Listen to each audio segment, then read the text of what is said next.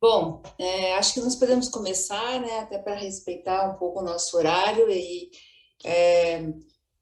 aí, assim, as pessoas que já estão na sala, a gente vai começar então com o tema de hoje, dando continuidade, né, ao nosso interesse, foco principal, que é a análise e interpretação do NGS para tipagem HLA de alta resolução.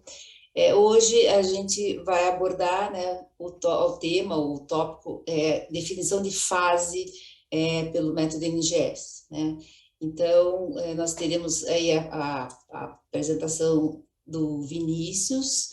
O Vinícius Stel do Rio de Janeiro, né? Ele é formado em biomedicina pela Universidade Federal Fluminense, tem mestrado em pesquisa biomédica pela mesma universidade, está há 11 anos no Laboratório de Imunogenética do INCA, né, do Instituto Nacional do Câncer, e também o Samuel, né, o José Samuel da Silva, que muitos já ouviram no último webinar, que é o biólogo formado pela Universidade Federal do Paraná, com mestrado em genética, ambos para nos trazer esses conceitos e tentar deixar mais claro a interpretação do resultado pelo método NGS, buscando que todos aqui consigam entender esse conceito, independente do software de análise que estiver utilizando, para justamente ficar, né, ali aquele entendimento de como observar o dado, né, com esse olhar, onde buscar a informação e o mais importante, qual é a relevância dessa definição ou não definição, né, de fase. Então, se aproveitem para perguntar as dúvidas práticas do dia a dia, porque daí é justamente aquilo que durante a interpretação no laboratório a gente sente falta de trocar uma ideia, né? Então, assim, eu agradeço muito a presença de vocês todos e a colaboração, Vinícius e Samuel, né, de estarem aqui novamente para esse encontro, que o objetivo é para que todo mundo aprenda um pouquinho mais. Alguns que já estejam fazendo, os que estão começando, outros que ainda não começaram, mas, assim, é uma oportunidade para a gente esclarecer dúvidas, né? Então, vamos lá. Vai ser iniciado pelo Vinícius, certo? Certo, Mônica. Isso. Obrigado aí pelo convite. Bom, posso começar? Obrigado aí pelo convite, mais uma vez, como eu disse. Agradecer a todos pela presença. Espero que no final eu consiga convencer vocês, eu e o Samuel, a gente consiga convencê-los da relevância desse tópico, que é um dos novos conceitos que o NGS trouxe, né? Na verdade, é um conceito antigo, mas que já está mais em voga agora com o NGS, que é o phasing. Então, a ideia é, eu vou passar uma pequena apresentação para tentar mostrar o conceito do phasing. Depois, a gente vai para a parte do software, que a gente espera gastar mais tempo, eu e o Samuel mostrando alguns casos, desde os casos mais comuns, enfim, do que a gente normalmente encontra no laboratório, até aqueles casos mais interessantes, que a gente fica ali um tempão, geralmente conversando aí pelo WhatsApp, pelos e-mails, trocando amostras, tentando buscar aí a melhor solução para cada caso, né? Então, uma coisa que a gente sempre costuma falar, e eu falei em outras oportunidades, é que a parte de análise de dados é outra bancada. Só para a gente ter uma ideia, hoje a gente vai focar em um dos tópicos importantes da análise de dados para sequenciamento de nova geração aí na nossa área, né, que é o HLA. E só para a gente tentar se situar, quer dizer, phasing, em que etapa que eu vou me deparar com esse conceito? Então, só lembrando um pouquinho, né, a gente tem aqui todas as etapas de bancada, que pensando aqui numa etapa num kit que a gente tem amplificações separadas, a gente vai fazer dois pools, um pool intra-amostra e um pool entre as amostras, né? A gente vai juntar os amplicons de cada gene, depois juntar os amplicons das amostras, obviamente antes disso ligando o barcode, fazendo seleção por tamanho, fazendo diversas lavagens. Depois a gente vai colocar isso para sequenciar.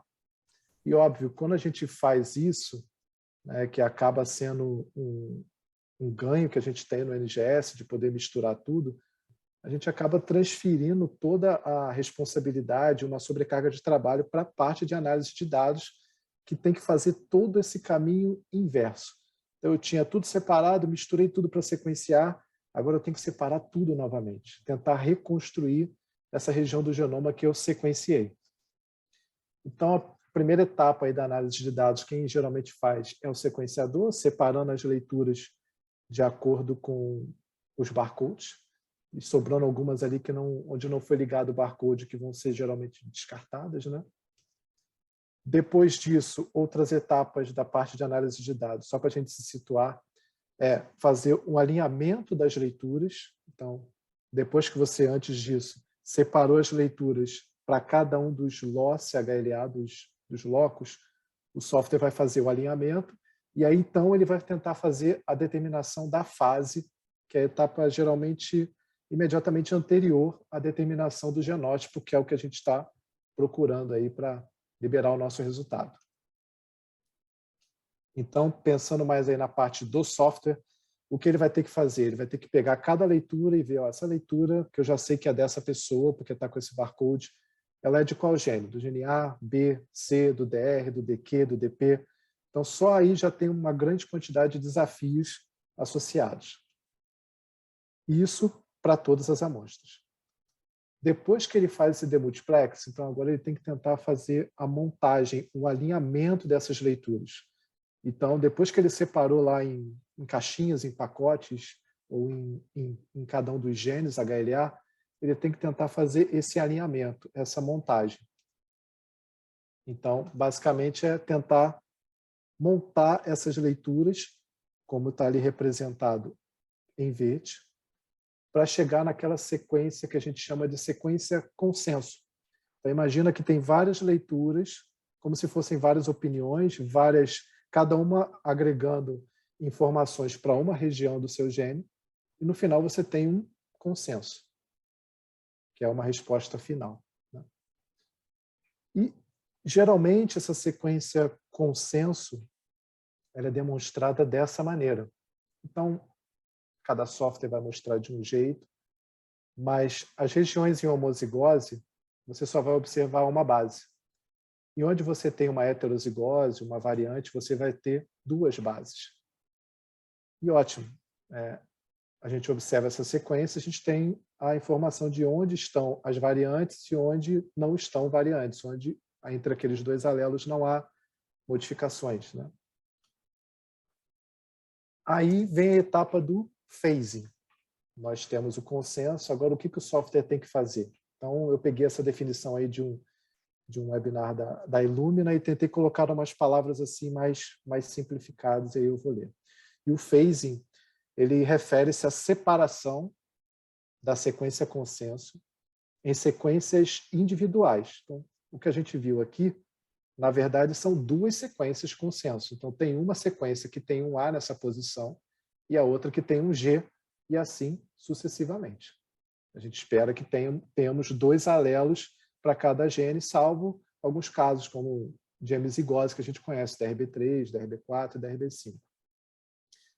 Então, no phasing, o que a gente quer saber, a gente quer identificar para cada variante quais variantes ocorrem juntas. Então, eu tenho uma variante aqui e outra aqui. Quais estão juntas, ou seja, quais estão na mesma fase, ou seja, quais estão no mesmo cromossomo. Então, nós tínhamos isso separado, duas cópias do mesmo gene. Vamos pegar aqui o gene HLA, por exemplo, HLA-A. Nós sequenciamos e agora nós queremos separar isso, porque isso a gente vai ver lá no software, vai ser crucial em muitos casos para a gente resolver ambiguidades. E uma coisa que a gente tem que ficar atento,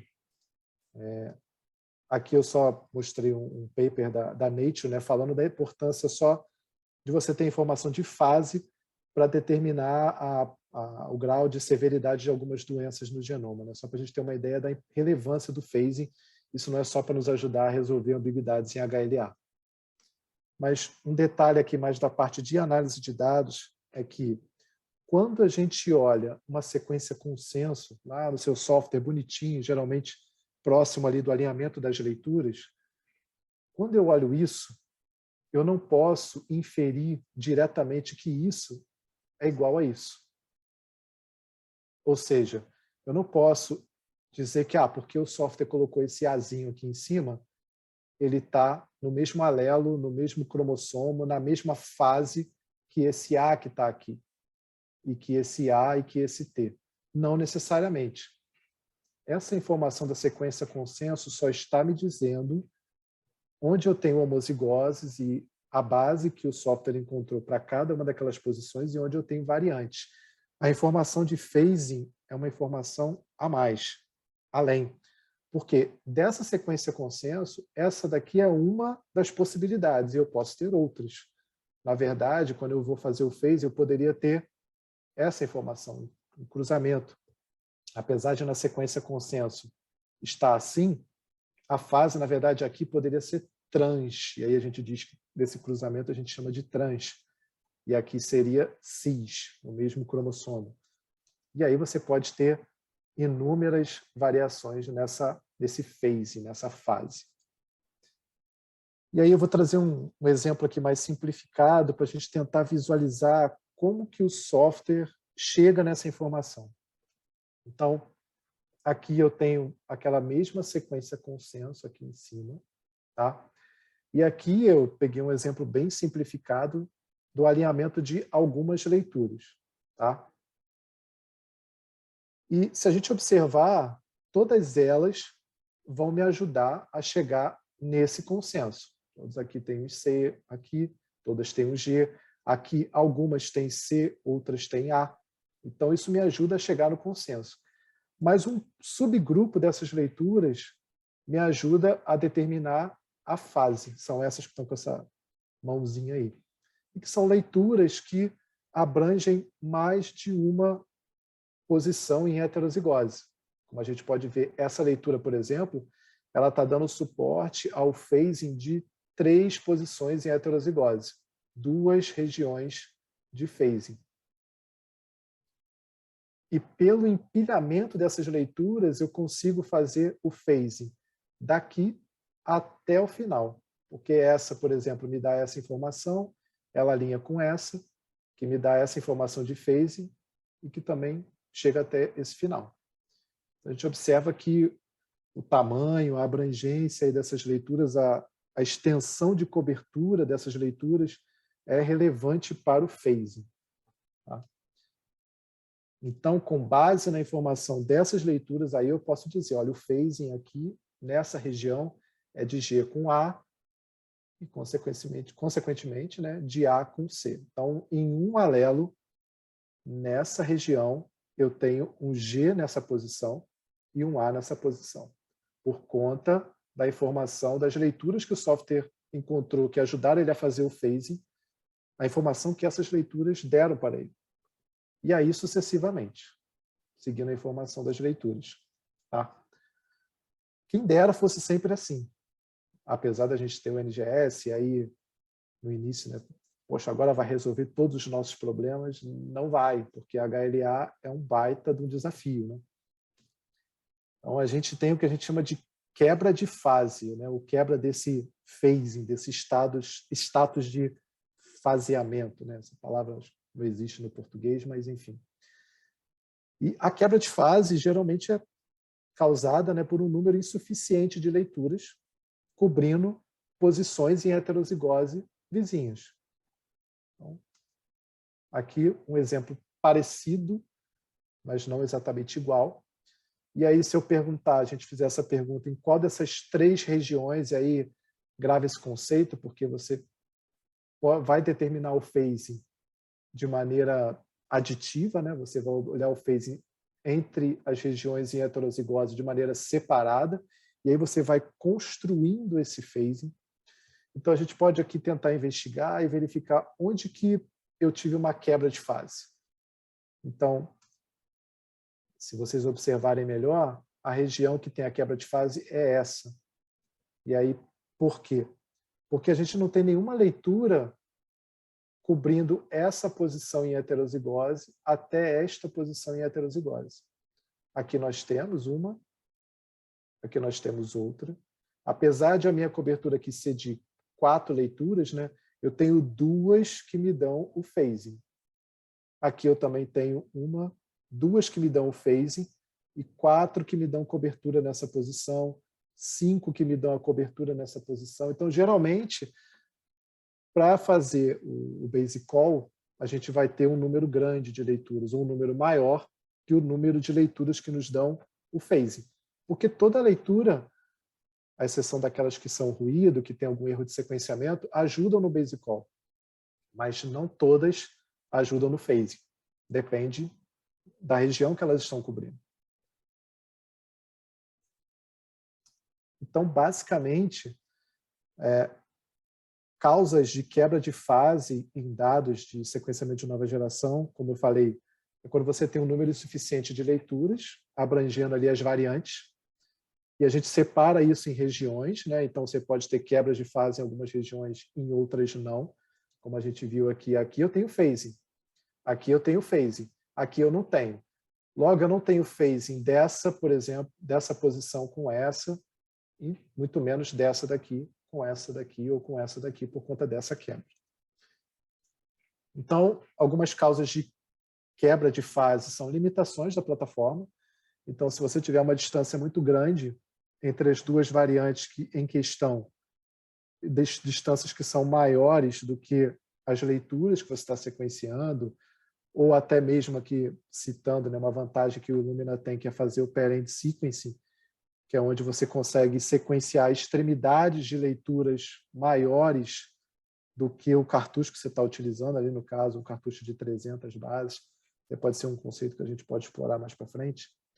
Então, basicamente eu tenho uma leitura que tem um tamanho e eu tenho uma distância entre essas posições em heterozigose maior que essas leituras. Como é que eu vou fazer o phasing? Não consigo. Então, essa é uma limitação da plataforma. Você também pode ter causas de quebra de fase inerentes ao preparo da biblioteca. Então, se você fragmentar muito a sua biblioteca na bancada, colocou lá a enzima para fragmentar, esqueceu de botar a reação no gelo, por exemplo, uma coisa que todos os field application falam, bota no gelo para não começar a fragmentação na primeira fileira da sua placa e quando você chegar na última, a primeira já está toda fragmentada, porque é uma enzima. Ou você foi fazer a seleção de tamanho e pegou fragmentos muito curtos, ou só fragmentos muito longos. Você vai ter um problema na hora de determinar esse phase. Então, você tem limitações da plataforma, que aí você vai ter que buscar outras metodologias para tentar resolver a fase, se você precisar, e limitações da bancada, que aí você pode trabalhar e tentar melhorar. E aí, só para citar, né, tudo bem, mas, poxa, eu faço Sanger, no Sanger não tem phasing? Então, só para a gente ter uma ideia de como a gente precisa fazer no Sanger para obter phasing, né? Eu tomei aqui a liberdade de abrir aqui uma amostra aqui do pessoal aqui do laboratório, que sabe muito mais de Sanger, tem muito mais experiência de Sanger aqui do que eu, a Matilde, a Cristina e a Gabi. E aí eu tentei mostrar como que a gente faz para obter phasing no sequenciamento de Sanger. Então, quem não está muito acostumado, aqui seria para cada um desses picos a leitura que o sequenciador fez e aqui as bases. Eu não sei se está muito pequenininho. Peraí, vocês estão vendo a minha apresentação ou estão vendo o software, né? Sim, vendo o software? é o software. Beleza. Beleza. Então, aqui está cada uma das bases, certo? Os picos que o software identificou, e aqui as bases, o consenso que ele chegou, certo?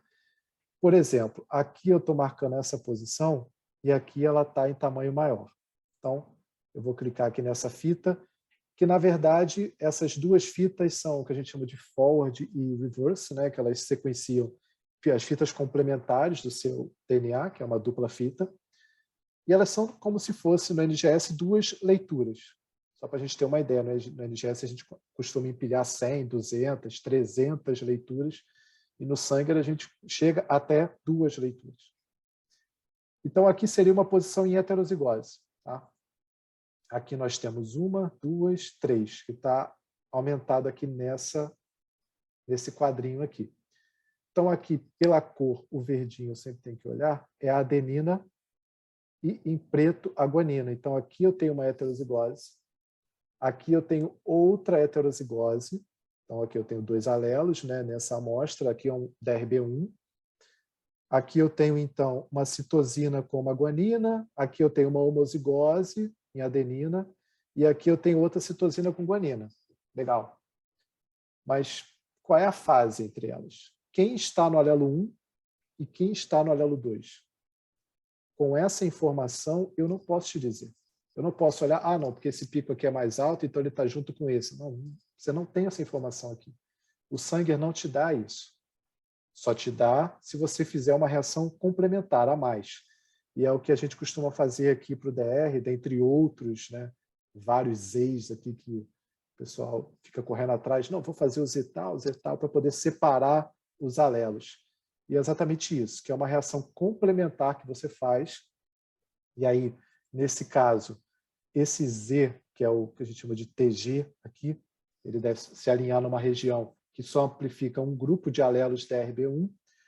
Ele verificou que para essa posição aqui, a guanina está no mesmo alelo que nessa posição aqui está a citosina, que é esse pico azul, e aqui já era homozigoto, né? Se a gente olhar aqui em cima já era homozigoto.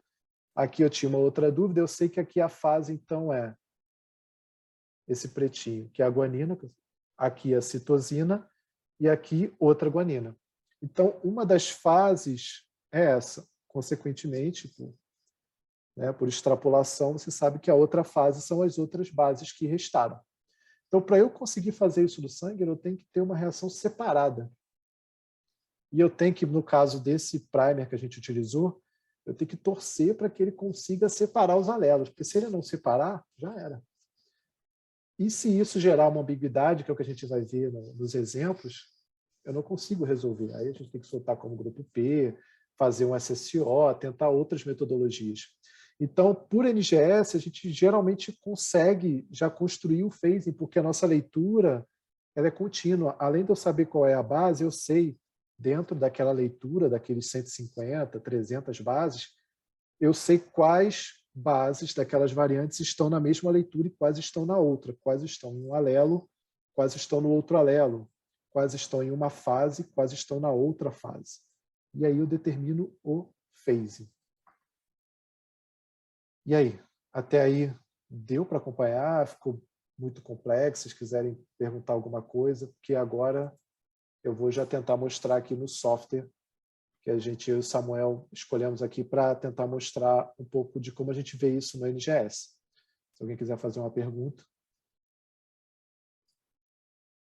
Vou seguir então, Mônica. Isso. Bom, aqui, não sei se todos estão familiarizados, é um dos softwares que a gente tem, que é o NGS Engine. Tá? Aqui a primeira tela dele, ele vai mostrar várias métricas de qualidade. Então aqui eu tenho uma amostra, que é o que muitos aqui vão acabar se deparando, né? Que agora a gente tem que fazer os doadores, fazer no mínimo os 6 genes, né? Clássicos, A, B, C, DR, DQ e DP. E vai ser um dos casos mais frequentes que a gente vai se deparar. Geralmente, então aqui, onde que a gente encontra a informação de phase nessa primeira tela do software? É aqui. Quanto menor esse número, melhor foi a sua construção da fase para cada um desses blocos HLA. Então, quando ele diz 1, ele está dizendo que é o número de regiões faseadas. Então, seria aquele primeiro caso que eu mostrei nos slides, onde a gente conseguiu fazer o phasing desde a primeira posição em heterozigose até a última. Então, vou mostrar aqui, só para mostrar aqui no alinhamento das leituras. E eu vou gastar só um tempinho mostrando onde a gente encontra as coisas para poder dar suporte ao que a gente vai fazer depois com as outras amostras, com os casos que o Samuel também vai compartilhar. Aqui, então, a gente tem um diagrama do gene. Então, as regiões não traduzidas em azul, as regiões codificantes aqui, né, que vão gerar o RNA, aqui entre elas, entre as regiões em azul, em amarelo os exons, e essas linhas pretas, os introns. essas barras vermelhas e azuis são as posições em heterozigose. Estão aqui e estão aqui. Tá? Todas as variantes que existem entre esses dois alelos que foram encontrados. Tá? As duas contigues que o software encontrou, ele determinou essas variantes. Aqui em cinza é a cobertura que ele teve, então onde tem mais leituras, isso aqui está mais alto. Aqui a gente tem o balanço, né, também as posições das variantes, e o balanço entre os alelos. Quanto mais perto dessa linha aqui, que é 50%, melhor. Aqui a gente tem um pequeno desbalanço, mas nada que comprometa. Aqui só para mostrar o alinhamento das leituras. Deixa eu só ele carregar. Ótimo. Mas onde que está a informação de phasing nesse software? Onde que teve phasing? Teve alguma quebra de fase? É aqui, bem próximo das heterozigoses, essa linha na cor vinho. O vermelho aqui, para mim, é uma cor vinho, uma cor marrom. Tá? Se a gente observar, lá na primeira tela, o número de regiões em fase estava como 1.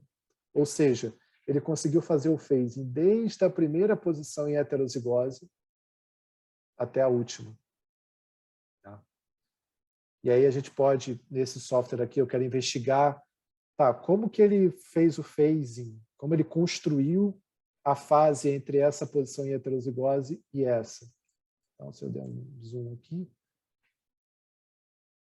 a gente pode clicar aqui com o botão direito, ele vai me dizer, olha, aqui eu tenho uma posição em heterozigose AT, tenho uma adenina e uma timina. Aqui eu tenho uma timina com uma citosina. Ótimo. E aqui é tudo homozigoto. Lembra daquela sequência consenso que eu mostrei? Então, está aqui. A minha sequência consenso é essa.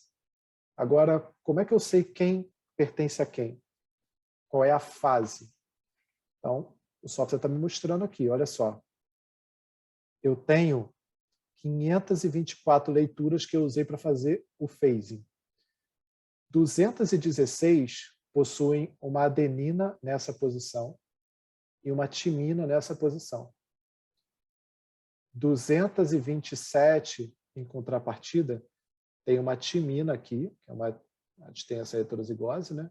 Então, 227 tem uma timina aqui e uma citosina nessa posição. E a gente também tem um ruído, que é o contrário, né? A gente vê que a gente tem aqui 5 vezes a mais aqui, se a gente comparar isso daqui, e aqui até mais, né? Suportando o phasing nessa região. Aí, se a gente quiser até, às vezes ajuda a visualizar, ordenar aqui as leituras, deixa eu ver se ele vai me ajudar. Eu acho que aqui acabou ficando diferente. Mas em outras posições isso fica mais fácil, porque ele vai colorir a que é menos frequente ou mais frequente, e aqui ficou variado dos dois lados. Mas a gente observa as duas cores ficando emparelhadinhas nos dois lados. E aí, no outro caso, a gente pode mostrar isso melhor. Mas o importante, eu tenho aqui várias posições em heterozigose, e aí uma coisa interessante, se eu olhar aqui, por exemplo, que elas estão bem próximas, eu tenho um número bem maior de leituras suportando o phasing. É claro, a chance vai ser muito maior das leituras curtas que dão a cobertura, que dão o basic call, também ajudarem no phasing. Agora, quanto maior a distância, como a gente viu aqui, menor o número de leituras que vão suportar o phasing. Não sei se ficou claro até aí. Se alguém tiver alguma dúvida, pode abrir o microfone e falar. Então, aqui eu tenho 3 amostras, 3 locos, né, uma mesma amostra, que ele está dando 1 como phase, né? 3, 4, 5, beleza. Só tem um aqui que está dando uma quebra de fase. Mas tudo bem, aqui nós temos 2 alelos, ótimo, tem o phase. Agora, quando eu tenho um locus que é homozigoto, apesar dele ter me dado aqui 1, tudo bem, eu não tenho nada que falar em phasing quando eu tenho uma amostra que é totalmente homozigoto, porque eu não tenho variantes. Então, o meu consenso pertence aos 2 alelos. Okay? Então, qual é o phase dessa amostra que é homozigoto, desse locus que é homozigoto? Não tem. Não há o que falar. E da mesma maneira, quando eu tenho uma amostra que aqui, que ela é homozigota até o terceiro campo, né? Mas só tem uma posição em heterozigose. Então, vou entrar aqui nesse C para a gente visualizar. Está aqui, ó. A única posição em heterozigose é essa. Não tenho problema de phasing aqui, porque eu não tenho outra variante ao longo de todo essa contig, essa sequência consenso. Então, eu não tenho que me preocupar com o phasing aqui nesse caso. Então, quando eu tenho uma amostra que é totalmente homozigota, ou que só tem uma posição em heterozigose, não tem nada que falar em phasing. Então, isso vale para esses dois aqui, e aqui também para esse DR, que só tem uma heterozigose na região que foi analisada, né, porque o software acaba excluindo algumas regiões intrônicas que tem algumas repetições e tudo, como seria aqui, por exemplo. Então vamos ignorar isso nesse momento, mas ele só tem aqui uma posição em heterozigose nesse exon. Então eu não tenho que me preocupar, ele está fazendo phasing com esse exon, será que eu vou ter uma ambiguidade? Isso não é problema. Então phasing é quando você tem que se preocupar e pensar em phasing quando você tem duas ou mais posições em heterozigose naquele locus que você está analisando. No meu caso desse DP aqui, por exemplo. A gente tem duas regiões que ele encontrou de phase. Então, olha, como que este software mostra uma quebra de fase? Com essas duas linhas aqui na cor cinza. Então, o que ele está mostrando é, olha, eu tenho duas possibilidades aqui. Eu posso, esse C que está aqui, pode estar em fase com essa adenina que está aqui, está bem pequenininho, mas espero que vocês estejam conseguindo ver. Ou esse C também pode estar em fase com essa guanina. Pode ser cis, C com A, ou trans, C com G, como ele está mostrando aqui. Na verdade, eu não sei. E eu clico o botão direito, ele me dá essa informação. Não tem leitura que suporte essa fase. Isso porque a distância delas é muito grande. Então, aqui eu estou na posição 6.000 e pouco, 6.600, e a outra posição em heterozigose está na posição 8.700. Então, tem mais de 2.000 bases aí. Então, como que eu vou fazer isso com um sequenciador de leituras curtas? É NGS, tudo bem, mas não adianta. Mas tudo bem, mas esse intron é enorme. Como ele conseguiu fazer a fase, construir a fase nessa região? Aqui está vinho, porque existem várias variantes. Várias variantes, né? Ficou repetitivo. Então, nós temos muitas variantes nessa região. Então, como eu mostrei lá naquele exemplo simplificado, ele vai construir na fase uma a uma. Ele não tenta construir a fase daqui até aqui. Não vai dar. Ele vai daqui para cá, daqui para cá, daqui para cá, daqui para cá, daqui para cá. E assim ele consegue construir a fase nessa região. Mas ali, como é uma longa região em homozigose, ele não conseguiu. Então, nós temos duas regiões em fase, mas eu não consigo construir a fase entre elas. Então, eu tenho uma quebra de fase aqui. Espero que, se não ficou claro, por favor, interrompam. Eu vou tentar mostrar aqui agora, vou mostrar um caso onde a gente tem uma ambiguidade provocada por uma quebra de fase. Então, deixa eu só dar uma filtrada aqui, para a gente não ficar com muita informação. Aí, Samuel, se eu esquecer alguma coisa, pode falar, tá? Eu já vou passar para você, que eu já estou tomando o tempo todo. Então, a gente tem aqui uma quebra de fase, como a gente está vendo aqui, nessa métrica de qualidade. Tá? Então, eu vou olhar aqui esse B, só para a gente investigar essa quebra de fase.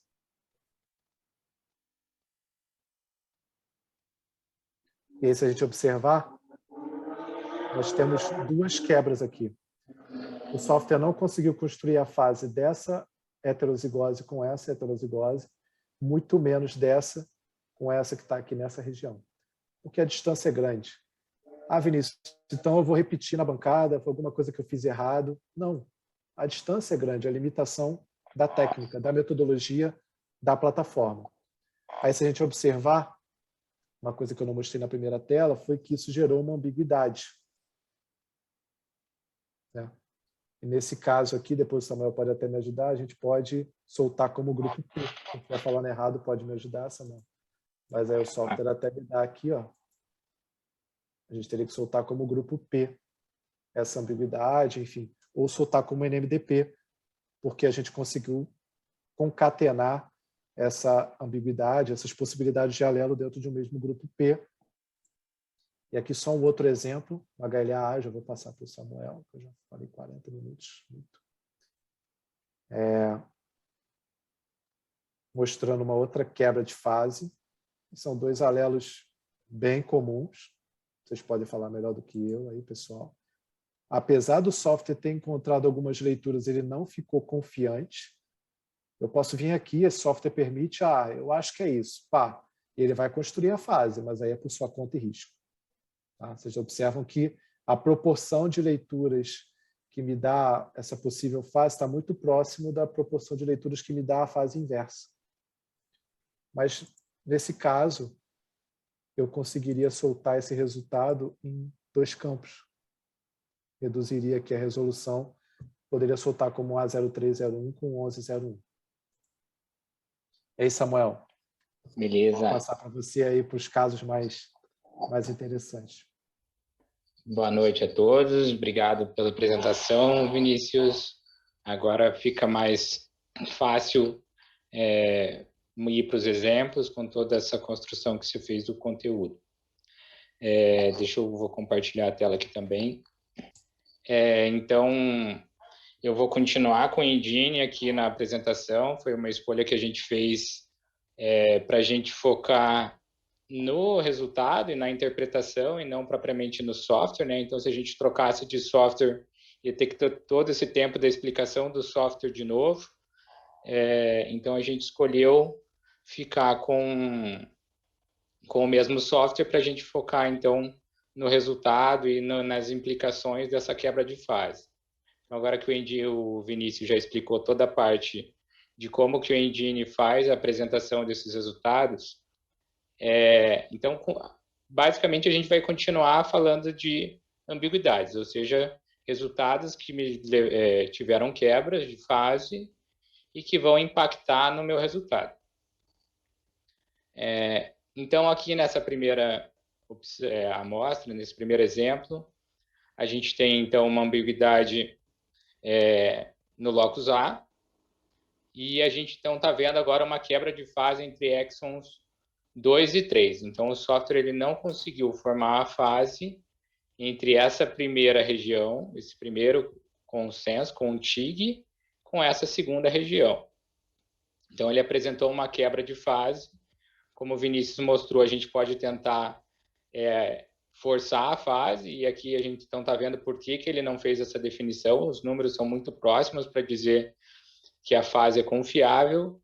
Então, ele deixou essa quebra de fase entre os exons 2 e 3. Opa, desculpem.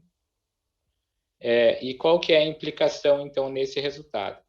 Aqui a gente tem uma ambiguidade, 2A020101 com A0205, e um genótipo alternativo aqui, então, A02102 com A02623.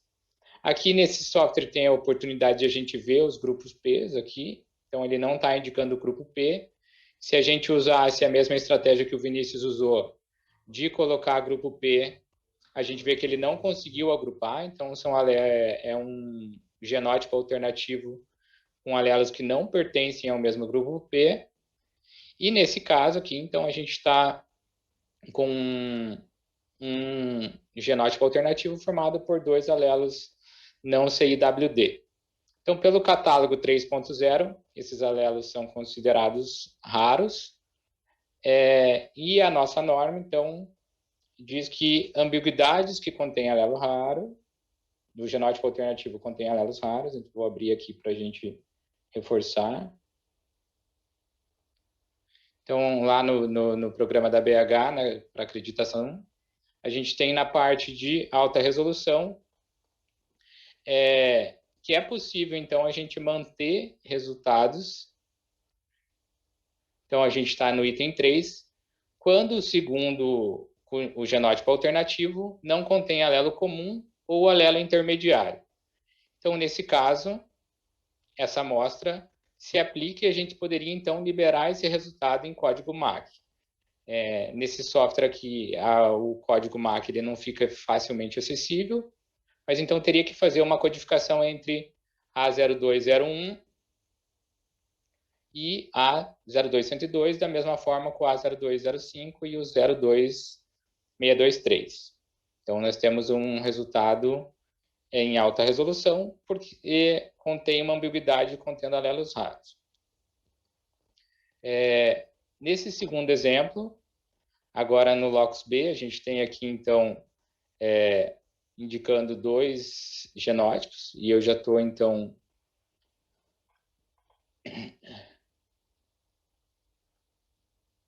vendo aqui que também é novamente uma ambiguidade entre exons 2 e 3, então essa quebra de fase obrigatoriamente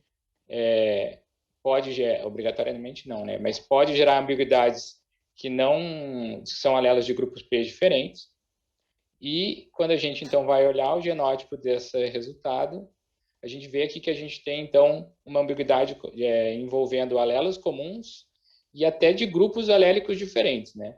Então a gente tem aqui 450101 com 4901 e B4418 com B5101.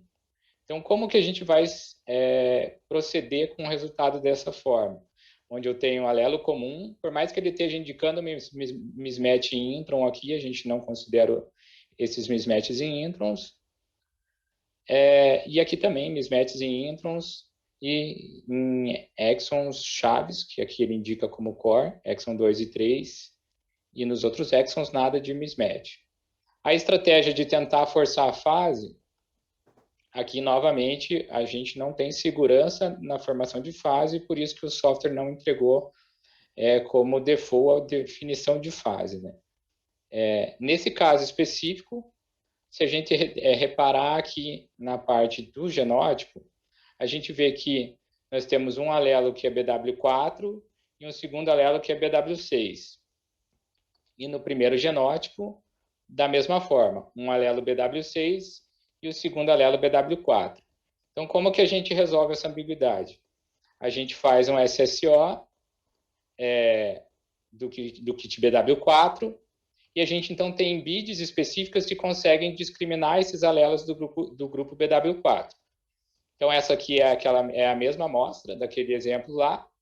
E aqui, então, são as bids que foram positivas para essa amostra. E aqui, então, as bids que seriam para o B4418. Então, eu não tenho essas bids positivas. E aqui, as bids para o B4901. Então, eu tenho bids que me dão suporte para o B4901 e eu não tenho bids que dão suporte para o B4418. Então, dessa forma, a gente pode excluir com segurança esse genótipo alternativo, porque a nossa técnica complementar excluiu o alelo B4418, de forma que, então, que a gente tem um resultado em alta resolução, sem ambiguidade, com a análise combinada dessas duas metodologias. E agora a gente vai falar um pouquinho de alelos novos. Alguém tem dúvida? Quer falar um pouquinho? Perguntas antes de a gente ir para os novos? Então, quando a gente vai para alelo novo, é a mesma coisa. O conceito se aplica da mesma forma. E o que vai mudar, então, é como que a gente vai liberar esse alelo novo. Então, por exemplo, se a gente tem aqui um alelo novo, aqui o software indicando como um alelo novo no exon 4, e eu não tenho a definição de fase entre o meu exon 2, que são onde estão as minhas variantes, e o meu exon 4. Então, qual é o meu alelo novo nesse caso? Aqui, então, quando a gente vem na parte de genótipo, o software está entregando um resultado com 0 mismatch e no alelo 2, um resultado com 1 mismatch. Mas, na prática, quando a gente olha aqui, a gente não tem a definição de fase. Não tem nem informação disponível para tentar forçar esse resultado. Então, a gente não sabe qual que é o alelo novo. Então, nesse caso aqui, é um alelo novo com troca de aminoácido, que vai me gerar um alelo de mesmo grupo P. Só que qual dos dois é o meu alelo novo? A gente não sabe, então a forma de liberar esse resultado seria 3501P e 5801P. A gente não sabe qual que é o alelo que recebeu a variante, se é o B35 ou o B58. Da mesma forma, a gente então tem um novo exemplo aqui para HLA-C. E a gente não consegue submeter também esse alelo, né? A gente não consegue enviar o resultado definindo qual é o alelo, e da mesma forma a gente não tem informação para submeter caracterizando esse alelo. A gente não conseguiu definir. Então, agora para o HLA-C, um exemplo da mesma forma, exon 2 com a variante no exon 4, de modo que eu não tenho a informação disponível aqui. Aqui, novamente, é um alelo, uma mutação com troca de aminoácido, aonde eu não tenho definição de fase. Então, aqui eu preciso liberar como 1601P e 1602P. Por mais que agora o software indicou aqui que o alelo novo está no alelo 01, no alelo 1, enquanto que o alelo 2 com zero mismatch. Essa definição aqui, a gente não tem informação que sustente qual é o alelo novo. Então, a gente sempre tem que cuidar, independente da visualização do software, como que ele entrega isso. Quando a gente está falando de variantes, de alelos novos, a gente tem que ver se existe fase ou não existe fase. Se não existe fase, eu não consigo definir qual é o alelo novo.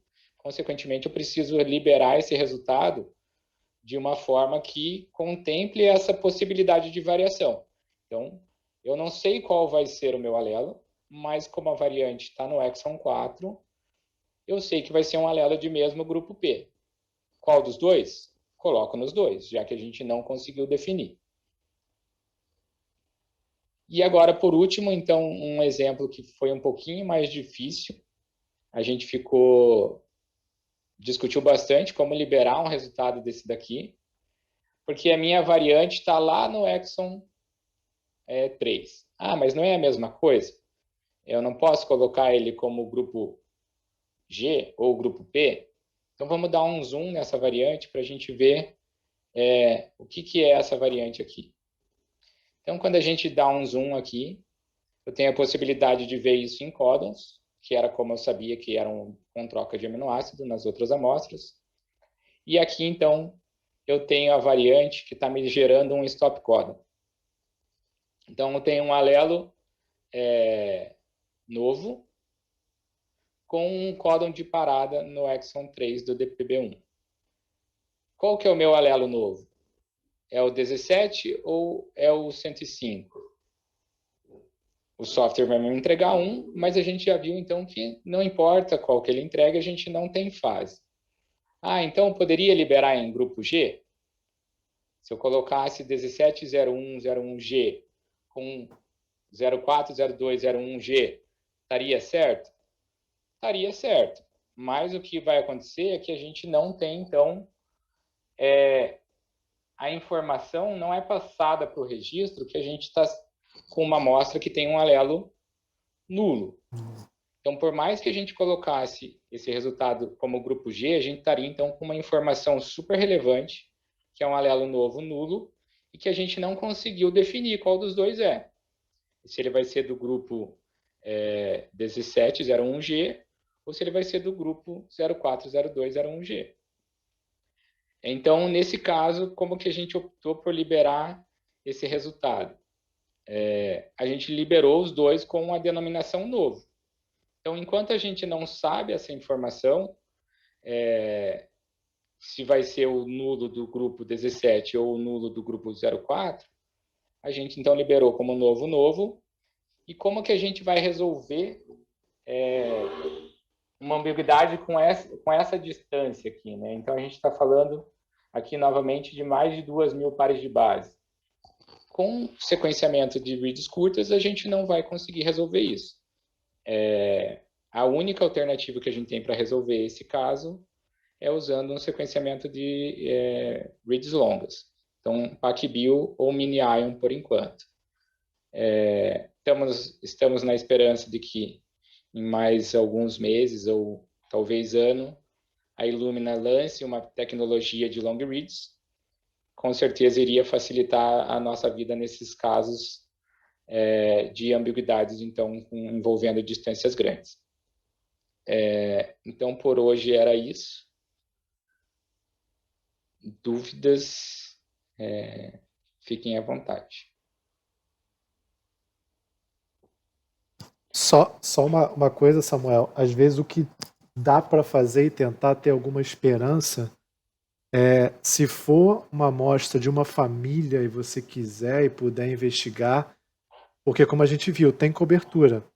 Mas a questão é você conseguir que o outro alelo tenha um grande número de posições em heterozigose para você construir a fase. Então, se Mudando a for, combinação, né? Você quer dizer, mudando a combinação do genótipo, você talvez não tenha quebra. talvez você consiga construir a fase. Já aconteceu alguns casos de eu analisar uns dados aqui e eu ver um irmão tem lá, tá com quebra de fase. Aí você olha o outro, tem o mesmo haplótipo, mas os dois haplótipos não são iguais. Ele tem um outro haplótipo diferente. Aí o segundo alelo, como ele tem um grande número de variantes comparado ao primeiro caso que eu estava olhando, a gente conseguiu construir a fase. Então é uma esperança, mas é você tentar a sorte. Bem lembrado, Vinícius. Na verdade, a gente usa essa estratégia de família mesmo quando é ambiguidade, digamos, mais convencional, né? Então, quando a gente está trabalhando com família, a gente sempre usa a informação do trio para resolver as ambiguidades.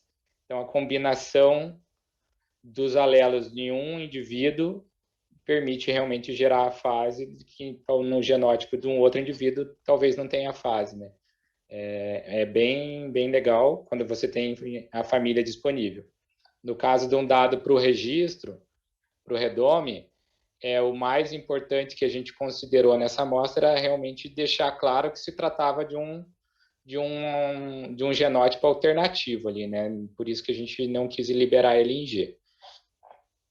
E para ser bem conservador, né? Você acabou liberando os dois como nil. Desculpa, Mônica, te cortar. Há uma pergunta da Elizabeth. A pergunta é a seguinte: realizar NGS por outro fornecedor não resolve este problema de quebra de fase? Vou eu ou vai você, Vinícius? Então, nesse caso do Samuel, ver se você concorda, eu acredito que não. Porque é uma limitação do sequenciador. Neste caso, com este mesmo par de alelos, não. O que você acha? Concordo. E falando então de plataforma, é legal a gente lembrar que S5 você sempre vai ter menos chance de formar fase, as quebras elas acontecem em distâncias menores. Então tem ambiguidades que são características do S5, então envolvendo início de exon e final de exon, enquanto que ambiguidades de Illumina já são mais características quando envolvem entre exons, né? Então a gente está falando de distâncias maiores. Agora, outro fornecedor com tecnologia de reads curtas, quando a gente está falando de fragmentos de longa distância, não vai adiantar, né? Realmente tem que ser tecnologia diferente. Quando a gente fala de phasing, sequenciamento. É a plataforma, né? É difícil ter uma diferença no kit, né? Que a gente está usando, no conjunto de primers, se você usa a mesma plataforma. E aí vale legal destacar também que a captura híbrida para isso não resolve, né? A estratégia de sequenciamento por captura híbrida, que a gente está cada vez ouvindo falar mais e super animado com a questão de dropouts, esse tipo de problema vai continuar existindo. É intrínseco da plataforma de sequenciamento de fragmentos curtos. Isso é uma observação. Temos aqui algumas pessoas que usam captura híbrida que podiam até trocar um pouco de experiência. Mas, então, assim, na prática, para quem está nos ouvindo, durante a interpretação do dado, a gente precisa ter, então, o entendimento que quebra de fase pode ou não gerar uma ambiguidade de grupos alérgicos, pode apenas gerar ambiguidade e que aí vai ter que se lidar com aquele resultado ambíguo, seja observando as regras para alta resolução.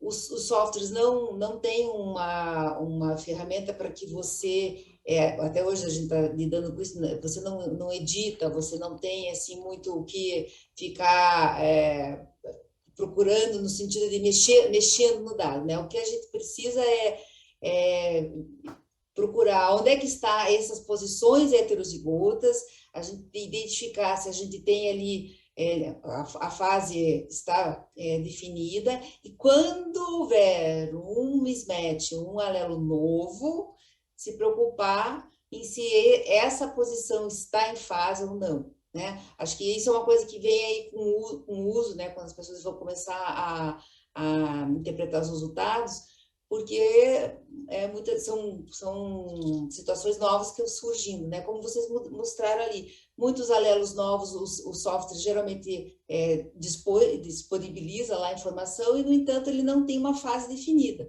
Até seria interessante se esse software tivesse um tipo de um flag para dizer que está sem fase, né? Porque aí chama a atenção para o usuário para saber que não vai já saindo, designando como novo o alelo 04, e na verdade você não sabe se é o 04, se é o 13, enfim, né?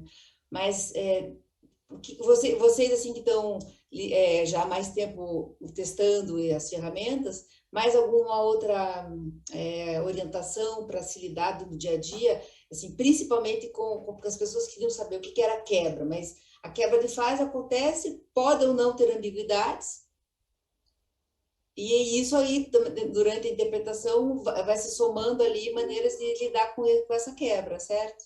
Um ponto importante que eu tinha até separado, mas a gente já está com o horário avançado, fiz uma simulação, né?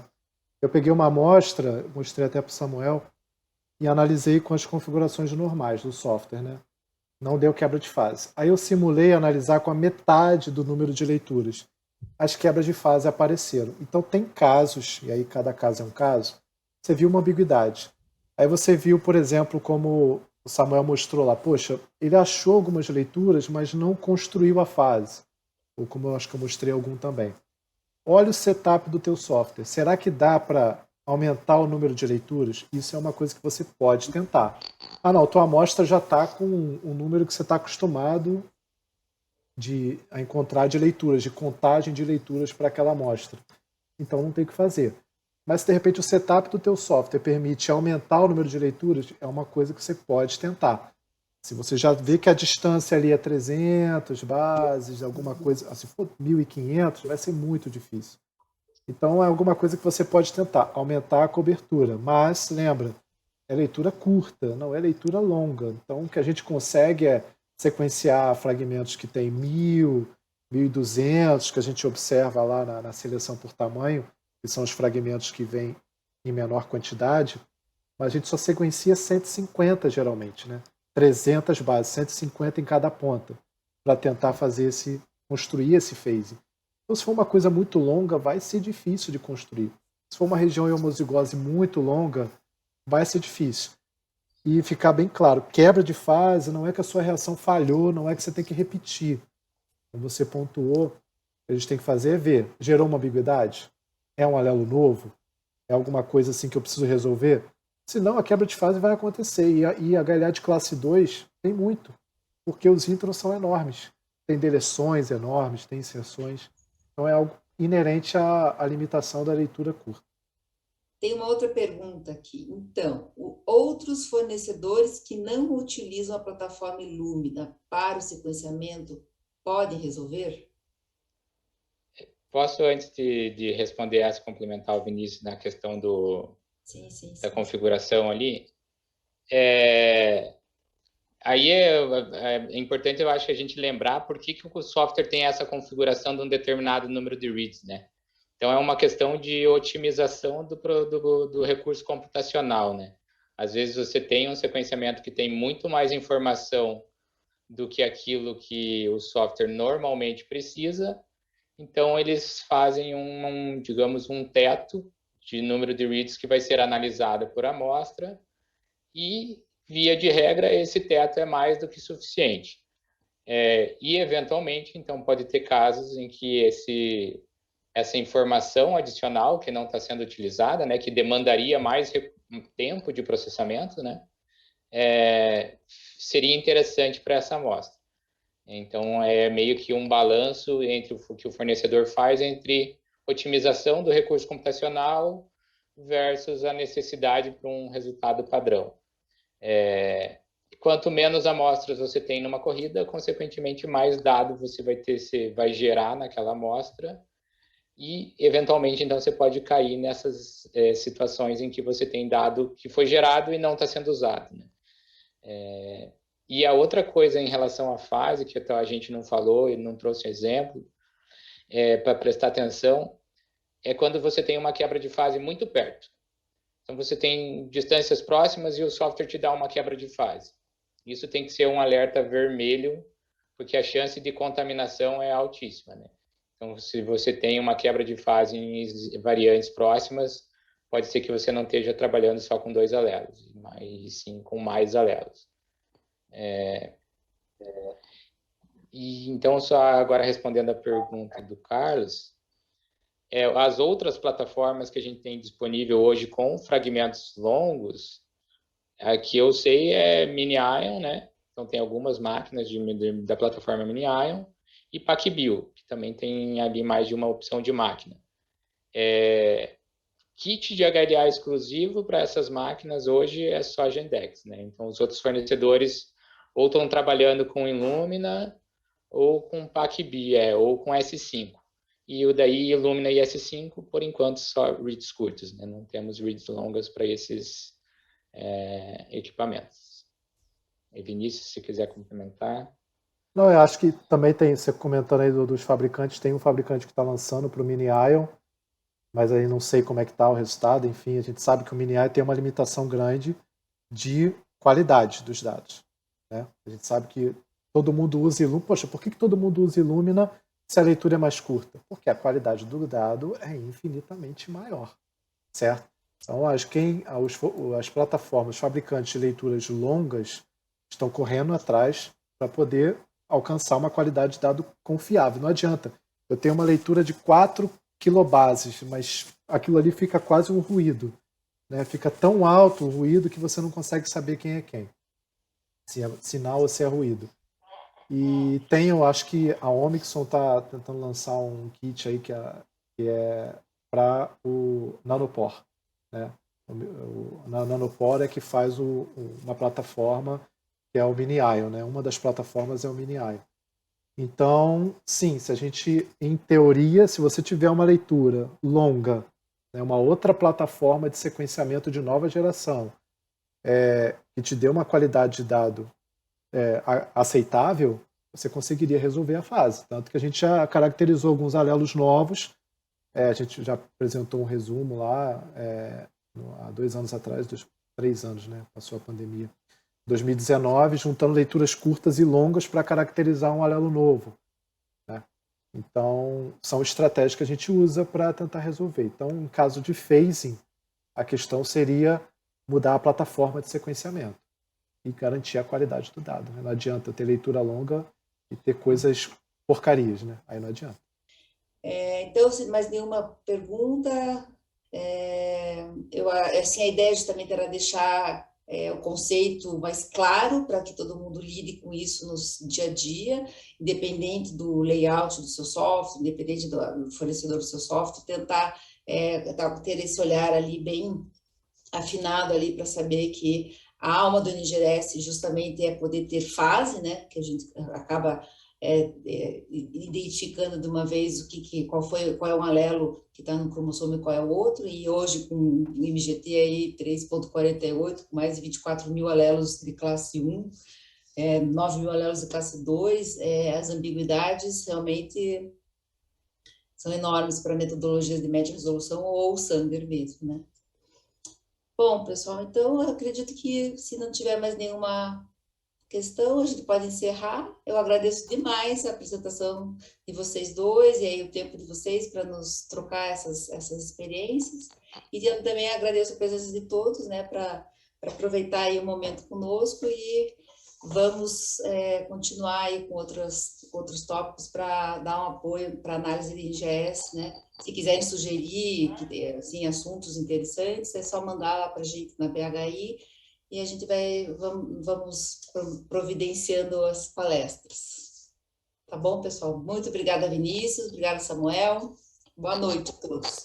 Boa noite. Obrigado, Boa Mônica. noite. Obrigado pelo convite.